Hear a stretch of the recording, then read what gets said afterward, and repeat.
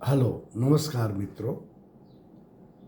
આપણે છેલ્લા એપિસોડમાં ગ્રીક થિયેટર, ગ્રીક ટ્રેઝેડી, ગ્રીક ડ્રામાની વાત કરી કહેવાય.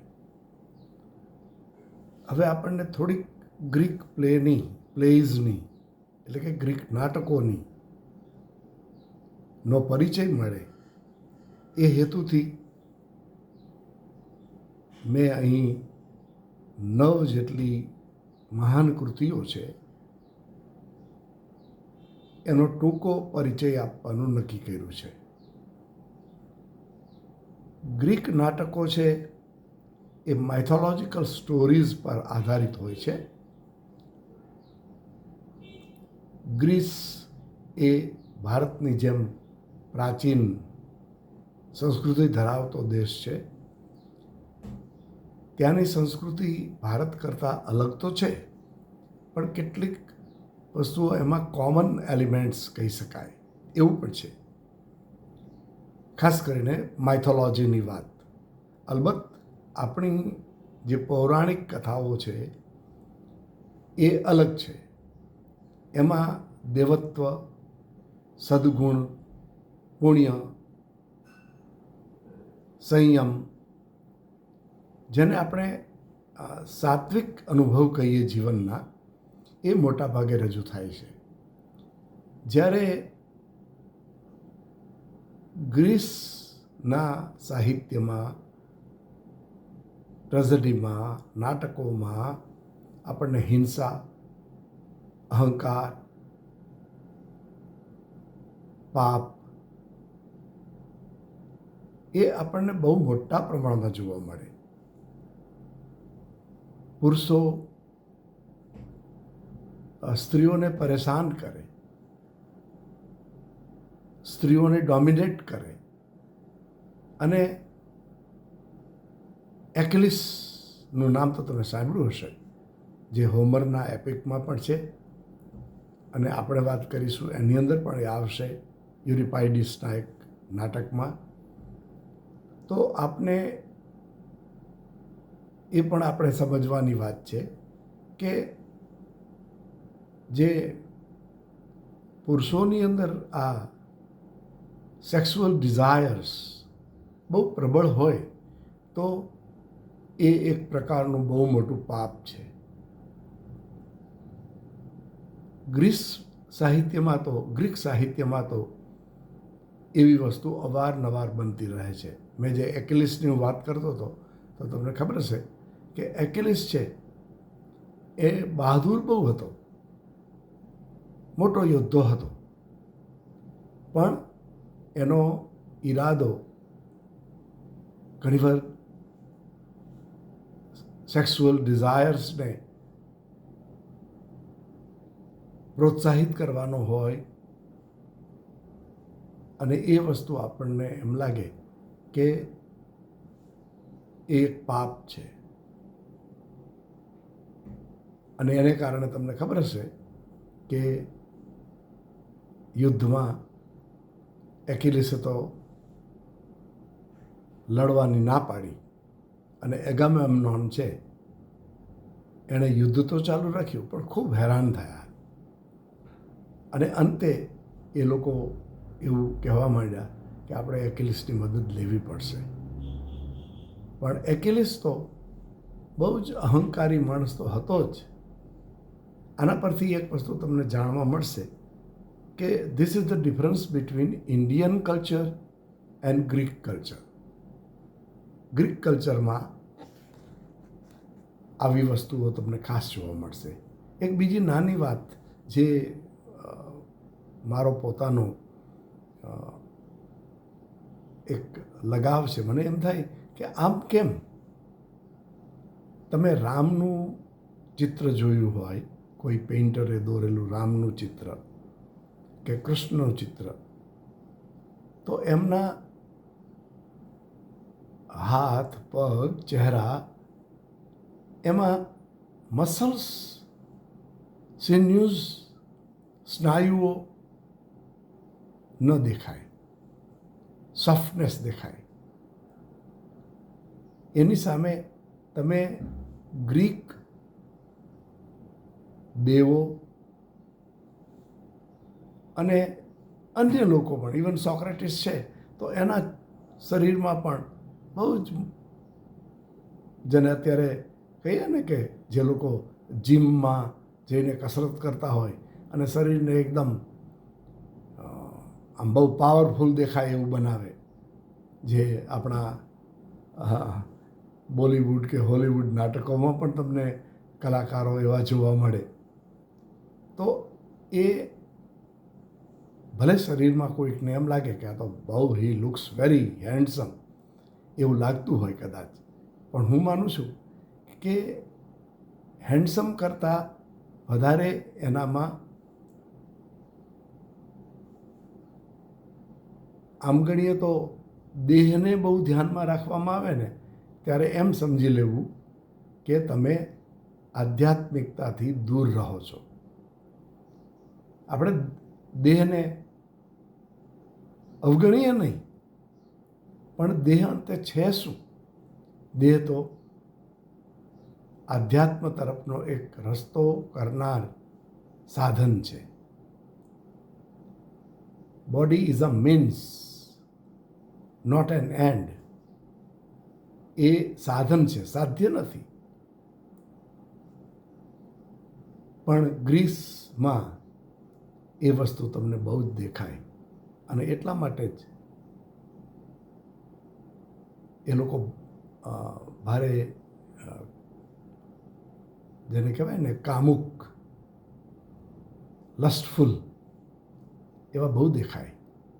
અને સાથે સાથે એ લોકો સ્ત્રીઓને ડોમિનેટ કરે, એક્સપ્લોઇટ કરે, એનું શોષણ કરે, અને કોઈ વિસ્તાર જીતી લે તો એમાંથી કેટલી બધી સ્ત્રીઓને લઈ જાય પોતાના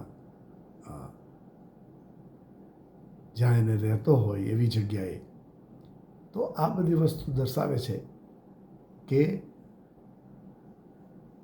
નાટકો, ગ્રીસ નાટકોમાં આ વસ્તુ ખાસ જોવા મળશે. મેં કહ્યું એમ, તમે ગ્રીસમાં ફરવા જાઓ તો તમને ચોક્કસપણે કેટલાય સ્ટેચ્યુઝ જોવા મળે, કેટલાય સરસ મજાના જે વિથ પાવરફુલ સિન્યુઝ, જેના સ્નાયુઓ એકદમ મજબૂત હોય, મસલ્સ મજબૂત હોય, એવા લેખકો, કવિઓ, કલાકારો, વિચારકો જોવા મળે. સોક્રેટિસ જેવો વિચારક હોય કે પ્લેટો જેવો વિચારક હોય કે એરિસ્ટોટલ જેવો ચિંતક હોય તો પણ સમજી લેવાનું કે એ બધા બોડી ઉપર બહુ ધ્યાન આપતા હતા. બોડી ઉપર ધ્યાન ન આપવું જોઈએ એમ મારો કહેવાનો મતલબ નથી, પણ body is not life, soul is life, spirituality is life. જો એનાથી દૂર રહો તો સમજી લેજો કે ઘણી બધા પ્રકારની તકલીફો તમારા જીવનમાં આવવાની. અને એ વાત ગ્રીક નાટકોમાં વારંવાર જોવા મળે છે. તો એ ગ્રીક ટ્રેજેડીની શરૂઆત કરીએ. પ્રોમેથિયસ બાઉન્ડ એ એસ્કિલસ નામના નાટ્યકારની, નાટ્ય લેખકની એ કૃતિ છે. તમે સાંભળ્યું હશે કે પ્રોમેથિયસ બાઉન્ડ, એ પ્રોમેથિયસ એટલે ટાઇટન. એ ટાઇટન નામનો એક મહામાનવ આગની ચોરી કરે છે, અગ્નિની, અને માનવ જાત પાસે લાવે છે. એનો ઈરાદો સરસ હતો કે અગ્નિની જરૂર છે. તમે કુકિંગ માટે કે અન્ય કેટલાય કામો માટે આગની તો જરૂર પડતી હોય છે. અને એટલે આપણે હિન્દુસ્તાનની કલ્ચરમાં, હિન્દુ કલ્ચરમાં અગ્નિ એક દેવી છે, એક શક્તિ છે. તો એ પ્રોમેથિયસ, જેને ટાઇટન તરીકે એનો હીરો છે, એ માણસને મદદ કરવા માટે, માનવોને મદદ કરવા માટે એ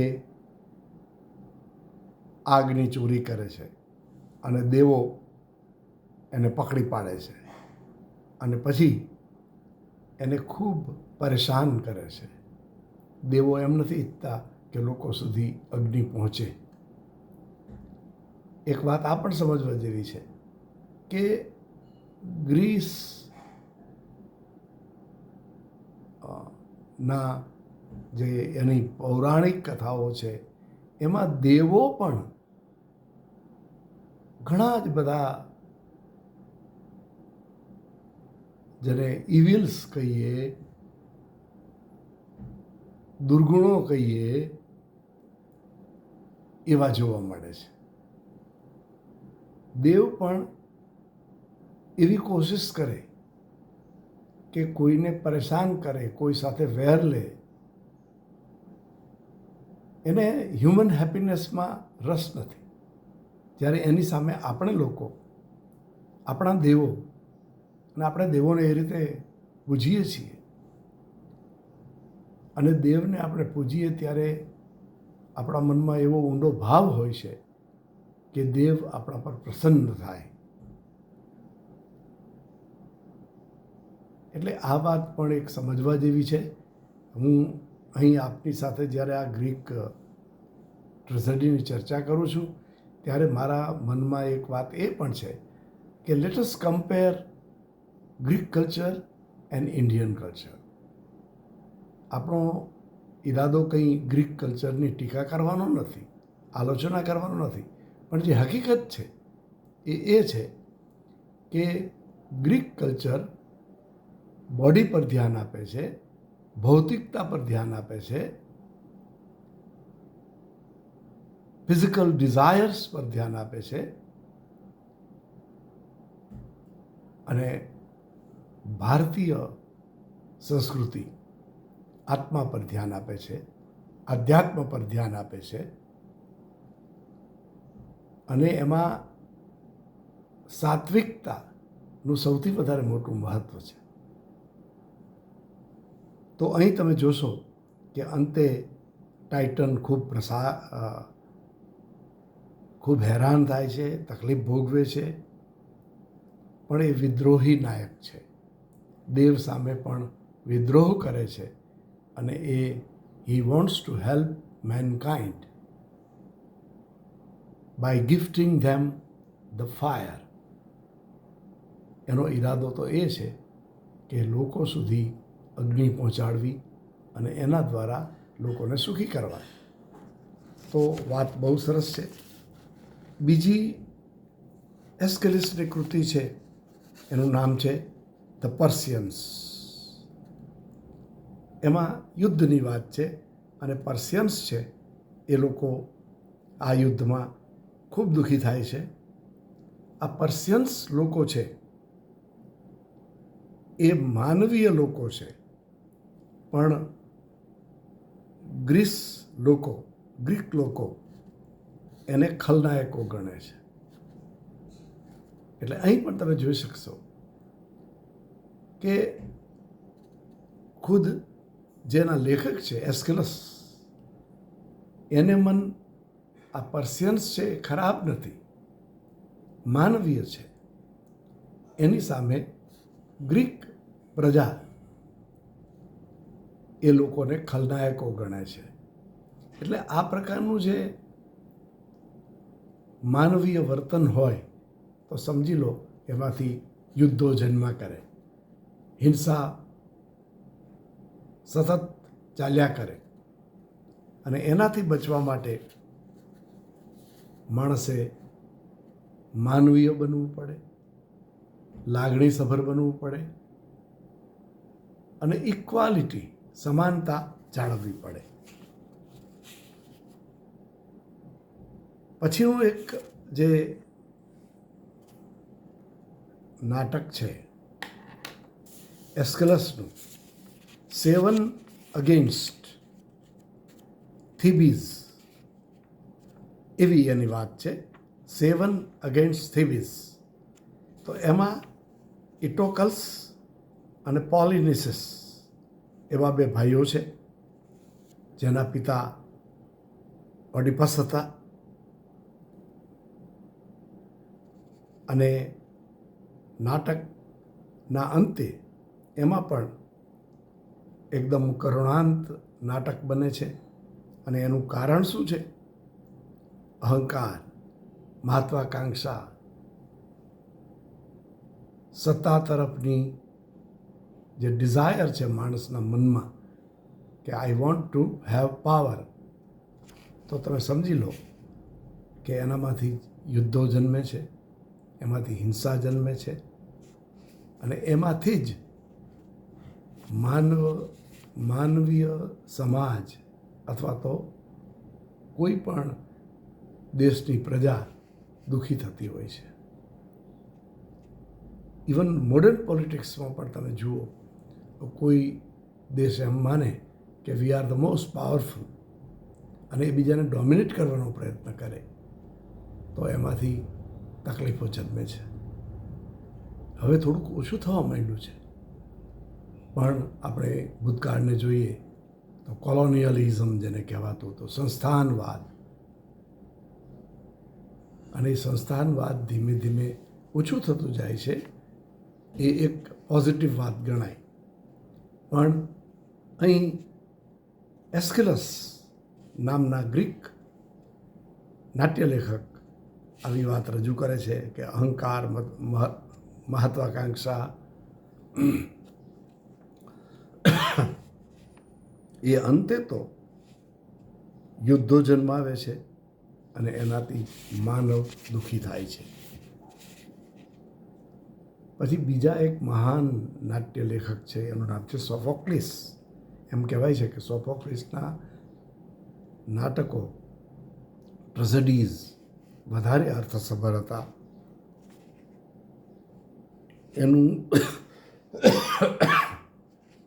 એનું નાટક છે ઇડિપસ રેક્સ. એમાં ઇડિપસને પોતાને એવો ખ્યાલ આવે છે કે મેં મારી જિંદગીમાં ભૂલો કરી છે. શું ભૂલો કરી હતી? એણે એના પિતાને મારી નાખ્યો હતો અને એની પોતાની મા સાથે લગ્ન કરેલા. આ ઇડિપસ શબ્દ છે એ તો એનો નાયક છે, પણ સાયકોલોજીમાં પણ તમે એનો ઉપયોગ જોઈ શકશો. અને એનો એક હું તો તમને એમ પણ કહું કે તમે જરા જોજો, ગૂગલમાં પણ સર્ચ કરશો તો તમને આ જે ઇડિપસ શબ્દ છે એ સાયકોલોજીમાં કેવી રીતે વપરાવા લાગ્યો. એમાં એક વાત એ બને છે આની અંદર કે એ એની મા સાથે, પોતાની માતા સાથે જાતીય સંબંધ શરૂ કરે છે.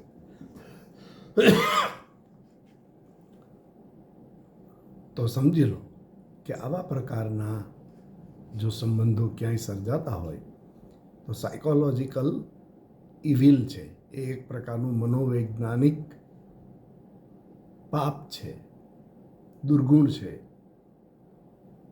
ક્યારેક ક્યારેક અત્યારે પણ જગતમાં જોવા મળતું હોય છે.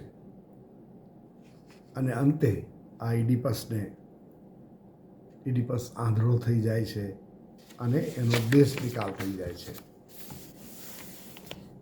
એટલે આ નાટક છે એ ઘણું કરુણાસભર છે. પછીનું એક નાટક છે એન્ટિગની. એ પણ સોફોક્લિસનું નાટક છે અને એમાં એન્ટિગની એ ઇડિપસની પુત્રી હતી. એના કાકા ક્રિયોન એ સત્તા માટે ખૂબ સ્ટ્રગલ કરે છે. એણે પણ એન્ટિગનીના 2 ભાઈઓની હત્યા કરેલી. એન્ટિગની એના ભાઈને દફનાવે છે અને પરિવાર પ્રત્યે ફરજ બજાવે છે.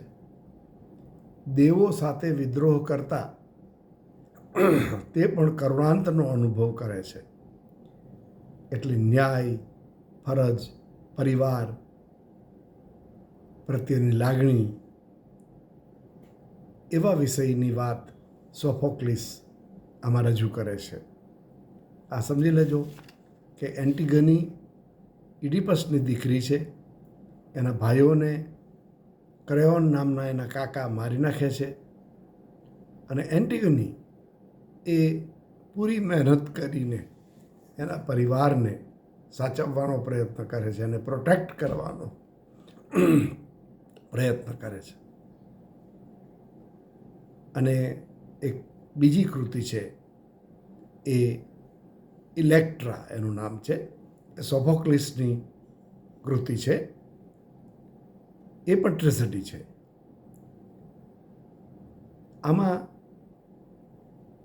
એગામેમ્નોન ની કથા છે અને તમને એ જાણતા દુઃખ થશે કે એણે પોતાની પત્નીની હત્યા કરી અને ઇલેક્ટ્રા એગામેમ્નોનની પુત્રી હતી. એણે એના ભાઈ ઓરિસ્ટિસની મદદ લીધી અને એ લોકો પિતાની હત્યા કરે છે. એટલે એગામેમ્નોને એની પત્નીને મારી હતી. પછી એની દીકરી ઇલેક્ટ્રા અને એનો ભાઈ ઓરિસ્ટસ બંને મળીને એગામેમ્નોનની હત્યા કરે છે. આવા જુદા જુદા નાટકોમાં તમને હિંસા અને હત્યા મોટા પ્રમાણમાં જોવા મળે.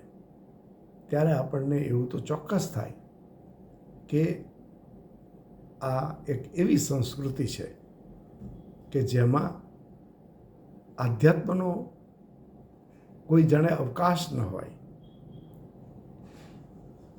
અને એ ન હોય ત્યારે સમજી લો કે એ દેશ, આજના વિશ્વની વાત કરીએ અત્યારે પ્રેઝન્ટ ગ્લોબલ વર્લ્ડ, તો એમાં ગ્રીસનું શું મહત્ત્વ છે. ગ્રીસને વધુમાં વધુ તો લોકો એની જેમ આપણે પણ એની ચર્ચા કરીએ છીએ, વાતો કરીએ છીએ, એ સમજવા માટે તો બરાબર છે, પણ એનું મહત્ત્વ શું.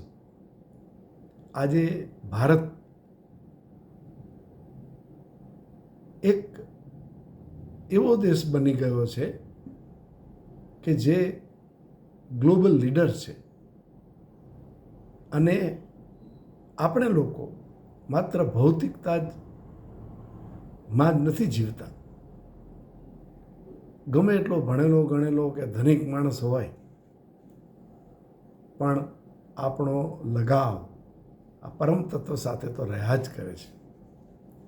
અને એ વસ્તુ બતાવે છે કે this is the greatest culture in the entire world. આપણને બધા ધર્મો માટે પણ સદભાવ છે અને તેથી જ આપણે જ્યારે સનાતન ધર્મની વાત કરીએ ત્યારે સમજવા જેવું છે કે એ હિન્દુસ્તાનનું એક એવું એલિમેન્ટ છે, એવું તત્વ છે કે જે બીજે ક્યાંય જોવા નથી મળતું. આ ગ્રીક વિશે જો તમે વધારે વાંચો ને તો તમારા મનમાં એમ થઈ જાય કે આટલી બધી હિંસા, આટલું બધું. તમે રામાયણ કે મહાભારતની વાત કરો તો હકીકતમાં એમાં યુદ્ધો તો છે જ. એમાં મહાભારતનું યુદ્ધ તો ઘણું મોટું યુદ્ધ હતું, પણ જે અંતે ઈરાદો છે એ તમે કલ્પના કરો કે ભગવાન કૃષ્ણ એ એવો પૂરો પ્રયત્ન કરે છે કે કૌરવો અને પાંડવો વચ્ચે એક સંવાદિતા સર્જાય અને લડવાનું બંધ થઈ જાય. અને પોતે બંનેને હેલ્પફુલ થવાનો પ્રયત્ન પણ કરે. અંતે એ પાંડવો સાથે રહ્યા, પણ કઈ રીતે હેલ્પફુલ થયા એ કૃષ્ણ ધારે તો કેટલાયને મારી શકે, પણ એમ કરવાને બદલે એણે ફક્ત અર્જુનનો રથ ચલાવ્યો અને અર્જુનનો રથ ચલાવ્યા બાદ પણ વખતે પણ એણે અર્જુનને એવો એક ઉપદેશ આપ્યો જે ભગવદ્ ગીતામાં છે કે જે બધા જ પ્રશ્નોનો એમાં જવાબો છે.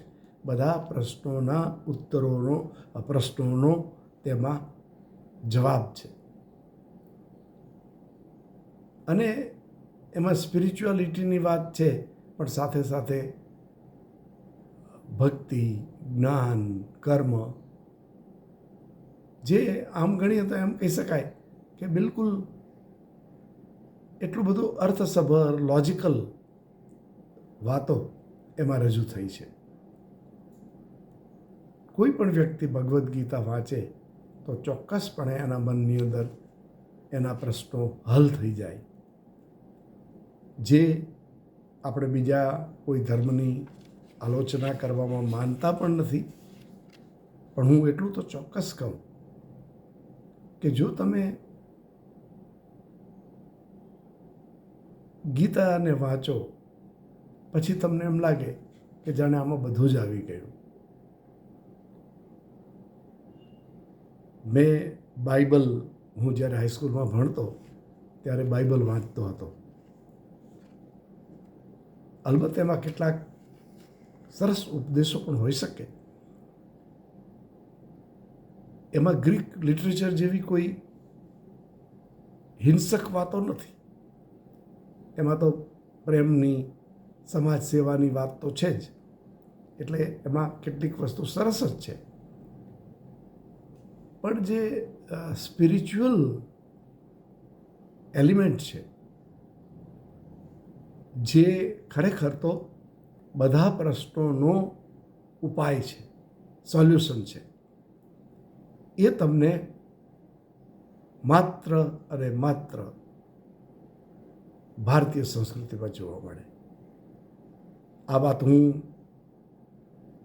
બહુ જ ભારપૂર્વક એટલા માટે કહું છું કે હું પણ એનો મેં ખાસો અભ્યાસ કરતો રહું છું. આજે પણ હું સ્કોલર છું એમ નહીં કહું, પણ એક આપણી સંસ્કૃતિનો પ્રેમી છું. અને એ પ્રેમી બનવાની પાછળ જે કારણ છે એ એની આધ્યાત્મિકતા છે. તો આમ બને છે, એન્ટિગનીની વાત કરી, ઇલેક્ટ્રા નામનું જે સોફોક્લિસનું નાટક છે, એમાં મેં કહ્યું એમ એગામેમ્નોને એની પત્નીને હત્યા કરેલી. ઇલેક્ટ્રા એગામેમ્નોનની દીકરી હતી. એણે એના ભાઈની મદદ લઈ અને પિતાની એટલે કે એગામેમ્નોનની હત્યા કરી. એટલે આ વાત એ દર્શાવે છે કે આ ગ્રીક સંસ્કૃતિ છે, આ ગ્રીક ટ્રેઝેડીઝ છે, જે આપણે તો ગ્રીક ટ્રેઝેડીનો અભ્યાસ કરીએ છીએ. આપણે છેલ્લા નાટ્યકાર, ત્રીજા નાટ્યકારની વાત કરીએ, યુરિપાઇડિસ, જેની એક કૃતિ છે મેડી. એ મેડી નામની સ્ત્રી છે જે એના પતિ જેસન એને ધિક્કારે છે, કારણ કે એનો પતિ પણ એના તરફ કોઈ પ્રેમ રાખતો નથી. એટલે મેડીના મનમાં પણ એમ થાય છે કે મારે મારા પતિની હત્યા કરવી છે. એટલે ઇલેક્ટ્રા જીવનમાં કેટલીક ભૂલો કરે છે, વેરવૃત્તિ ધરાવે છે, અને અંતે આવું હિંસા કરનાર કે યુદ્ધ કરનાર અંતે શું મેળવે? શું એમાં શાંતિ મળે? શું એમાં મોક્ષ મળે? ન જ મળે. એમાં મળે માત્ર ને માત્ર કરુણા, તકલીફ, એન્ઝાયટી, સ્ટ્રેસ, અને માણસ છે એને જીવવાની મજા ના આવે. ઇવન મહાભારતમાં પણ, મહાભારતના અંતે શું થયું? કૃષ્ણને તો આ ખબર જ હતી, ભીષ્મને પણ ખબર હતી, ગુરુ દ્રોણને પણ ખબર હતી, કેટલા બધાને ખબર હતી કે આ યુદ્ધના અંતે તો આપણે બધા પરેશાન જ થવાના છીએ. કેટલાક તો આપણે હસું જ નહીં, આ દુનિયામાં જતા રહેશું. પણ શું મેળવ્યું? કૌરવોએ શું પ્રાપ્ત કર્યું? પાંડવો કઈ રીતે જીવ્યા? આપણે જાણીએ છીએ કે અંતે તો પાંડવો સ્વર્ગારોહણ, સ્વર્ગ તરફ ચાલ્યા ગયા. જાતે જ એમણે એ યાત્રા કરી. એટલે એ બતાવે છે કે અંતે તો માનવની યાત્રા તો ડેથ તરફની હોવાની. તો એ ડેથ તરફની યાત્રા જ જો હોય, ભલે એનો સ્વીકાર કરો, પણ આવી જિંદગી જીવો જેમાં યુદ્ધ, હિંસા, અહંકાર હોય, તો એ ડેથ પણ તમારા માટે બહુ જ દુઃખદાયક બને. તો આ મેડીની વાત છે. અને પછી એનું એક નાટક હતું જેનું નામ છે બેકે. આ યુરિપાઇડિસનું નાટક છે. એમાં આપ જાણો છો એમ ડાયોનિસસ એ એક દેવ હતા, અને એ આ બધી ખરેખર તો ગ્રીક સાહિત્યની શરૂઆત જ ડાયોનિસસની ઉજવણીમાંથી થયેલી. એટલે લોકોમાં ડાયોનિસસ પ્રત્યે ભક્તિભાવ છે. અને એની અંદર એક પેન્થસ નામનો જે રાજા છે થિબીઝનો, એ ડાયોનિસસને સ્વીકારતો નથી. એ એનું દેવત્વ સ્વીકારતો નથી. તો ડાયોનિસસ એની સામે વેર વૃત્તિ રાખે છે, અને અંતે એ પણ પેન્થસ પણ પરેશાન થાય છે. એટલે આ રીતે આ નાટકમાં એ બતાવવામાં આવે છે કે વેર વૃત્તિ માનવમાં તો છે, પણ ક્યારેક ક્યારેક અહીં એવા દેવો બતાવવામાં આવે છે કે જેમના મનમાં વેર વૃત્તિ છે. અને છેલ્લું નાટક છે ઇફિજિનિયા. એ ઇફિજિનિયા એ ટ્રોઝન વોર, જે હોમરની કૃતિ ધ ઇલિયડમાં છે. તમે જાણો છો કે ટ્રોય નામના રાજ્યમાં એગામેમ્નોન અને એના ગ્રીક લોકો એના પર હુમલો કરે છે. 10 વર્ષ સુધી યુદ્ધ ચાલે છે, અને અંતે ટ્રોયનું પતન થાય છે. ગ્રીક આર્મી છે ટ્રોયને હરાવે છે અને લોકોને પરેશાન કરે છે. એ પણ વાંચવા જેવી વાત છે કે જેમાં એકિલિસની હું વાત કરતો હતો, એ એકિલિસ એમાં છે. એગામેમ્નોન તો ગ્રીક રાજા હતો. એકિલિસ એક મહાન યોદ્ધો હતો, અને એની જે યોદ્ધો તો બહુ જ મહાન યોદ્ધો હતો, પણ સદગુણો નહોતા.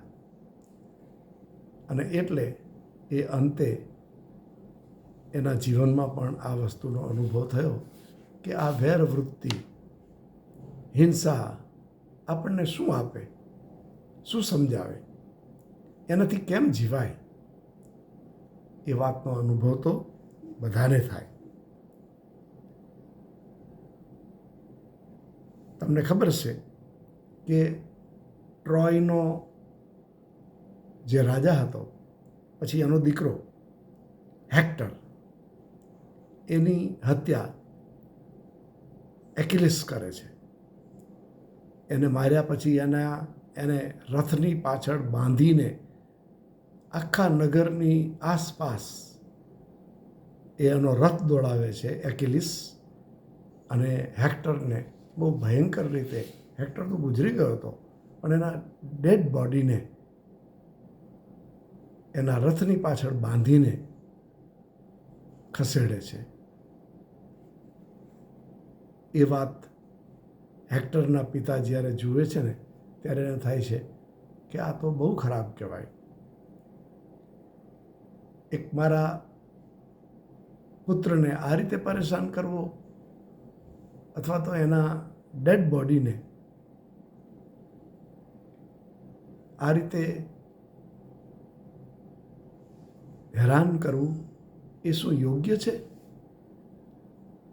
એટલે એ રાત્રે એકેલિસના ટેન્ટમાં, તંબુમાં જ્યાં રહેતો હતો ત્યાં જાય છે.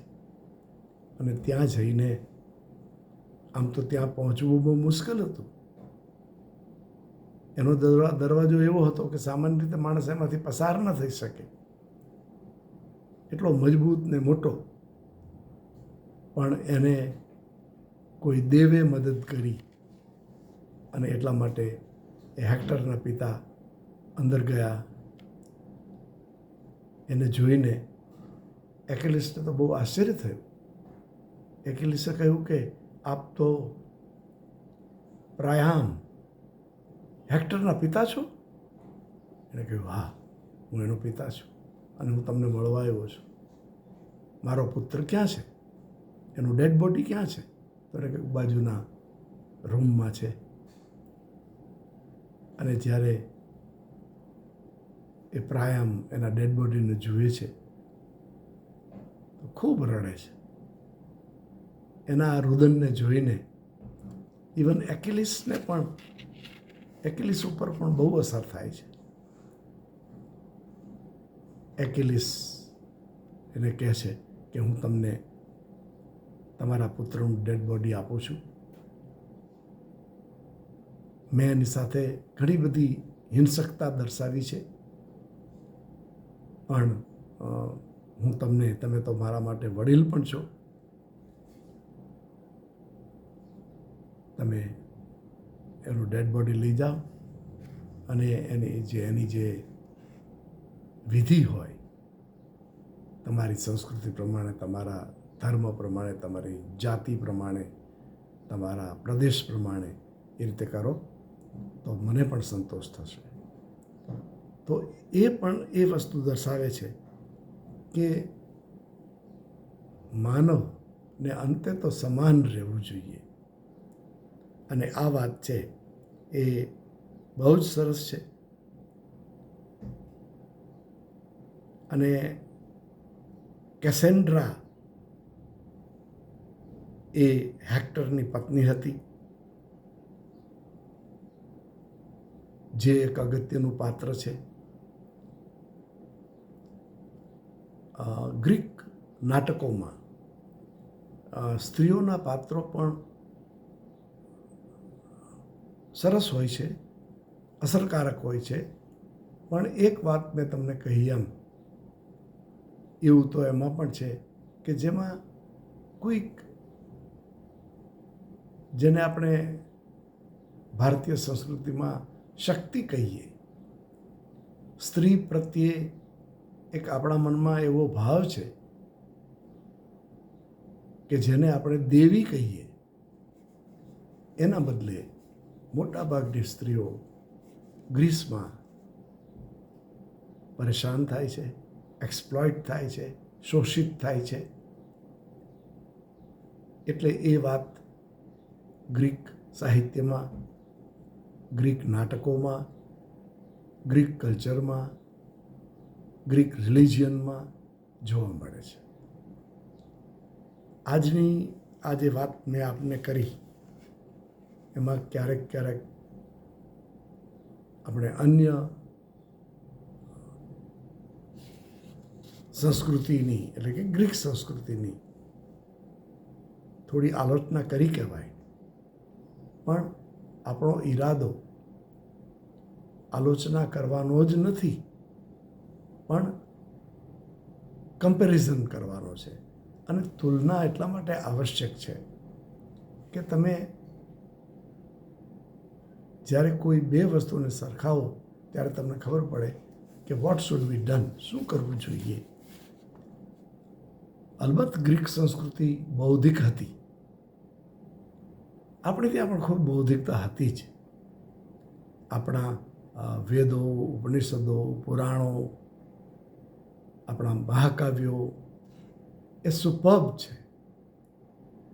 હું તો એમ માનું છું હવે બહુ દૃઢપણે કે અંગ્રેજી સાહિત્ય કે વિશ્વ સાહિત્યનો તમે અભ્યાસ અવશ્ય કરો, પણ સાથે ઇન્ડિયન કલ્ચર, ઇન્ડિયન લિટરેચર એને કમ્પેર કરો અને એમ કરીને એમાંથી એ વસ્તુ, આપણો ઈરાદો એવો તો નથી જ કે આપણે એમ કહીએ કે જો વી આર ધ બેસ્ટ, એમ કહેવાનો જ માત્ર ઈરાદો નથી, પણ એટલું હકીકત છે કે જે અતિ મહાન હોય, આટલી અદ્ભુત ઊંડાણ હોય,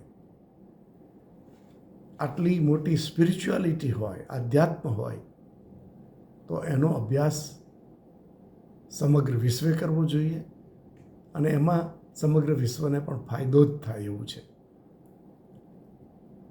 એટલે આપણો ઈરાદો અંતે તો એક કમ્પેરેટિવ સ્ટડીનો પણ હોવો જોઈએ. એટલે અહીં આપણે આ મુદ્દો ઘણો લાંબો ચલાવ્યો, લાંબો વિડીયો કર્યો, એટલે આપને સૌને આપનો સૌનો આભાર માનું અને સાથે સાથે એ પણ કહું કે આપ આને સબસ્ક્રાઈબ કરજો અને આ તો ખાસ બધાને કહેજો કે બધા જુએ, સમજે અને મનમાં એ વિચારે કે આ વાત કેટલી સાચી છે. મેં તો તમને કહ્યું જ છે કે તમને કોમેન્ટ કરવાની છૂટ છે. તમે મને એમ પણ કહી શકો છો કે સર આ વાત તો બરાબર નથી, તો મને સ્વીકારવામાં કશો જ વાંધો નથી. પણ મારે એ ચોક્કસપણે કહેવું છે કે બધા વાંચો, વિચારો અને બીજું વાંચીએ ને, બીજી વસ્તુનો અભ્યાસ કરીએ ત્યારે આપણી જાતને પણ આપણે સમજવાની કોશિશ કરીએ અને કોશિશ થાય તો આપ સૌનો પુનઃ આભાર. એવો પ્રયત્ન કરજો, શેર કરજો સૌથી વધારે તો હન્ડ્રેડ્સ એન્ડ થાઉઝન્ડ્સ ઓફ પીપલ સુધી એને પહોંચાડશો તો બહુ જ આનંદ થશે. તો આપનો સૌનો ફરીથી આભાર માનું છું. Thank you.